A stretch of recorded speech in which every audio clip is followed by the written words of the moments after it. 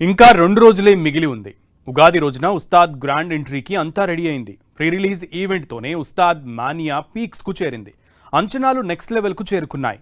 కానీ ఆ డయాస్ మీద music director Devi Sri Prasad కనిపించకపోవడం fans వెలితిగా feel అవుతున్నారట. Busy schedule వల్లే దేవిశ్రీ ఈవెంట్కు హాజరు కాలేదా, లేక ఇంటర్నల్ ఇష్యూస్ ఏమైనా ఉన్నాయా?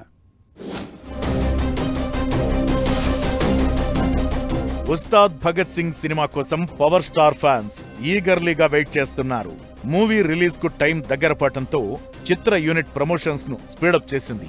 ఇప్పటికే ప్రీ రిలీజ్ ఈవెంట్ తో హైప్ నెక్స్ట్ లెవెల్ కు చేరుకుంది.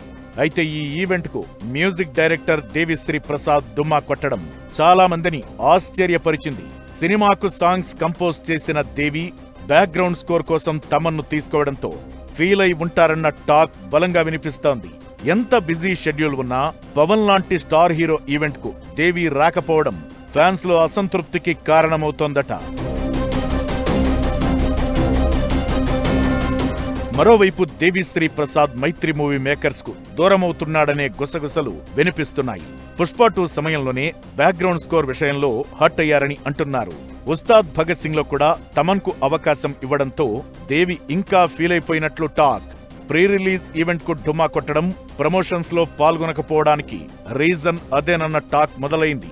దేవి ఎప్పుడూ ఈవెంట్స్ కు వచ్చి తన మాస్ ఎనర్జీతో సినిమాకు బూస్టింగ్ ఇచ్చేవాడు. ఇప్పుడిలా దూరంగా ఉండడమేంటని ఫ్యాన్స్ ను ఆలోచనలో పడేస్తోంది.